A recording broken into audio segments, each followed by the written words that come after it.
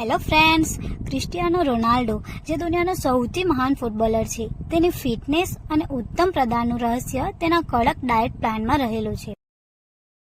Ronaldo તેના દિવસની શરૂઆત હાઈ પ્રોટીન ડાયટ સાથે કરે છે, જેમાં છે ઈંડા, એવોકાડો, ટર્કી હેમ, ચિકનનો સમાવેશ થાય છે. તે પછી તે આખા દિવસ દરમિયાન ઘણા નાના ભોજન લે છે, જેમાં માછલી, ચિકન અને સલાડ જેવી પોષક તત્વોથી ભરપૂર વસ્તુઓનો સમાવેશ થાય છે. રોનાલ્ડો તેના આહારમાં મોટા ભાગે તાજા ફળો, શાકભાજી અને અનાજનો સમાવેશ કરે છે, જે તેને ઉર્જા અને પોષણ આપે છે.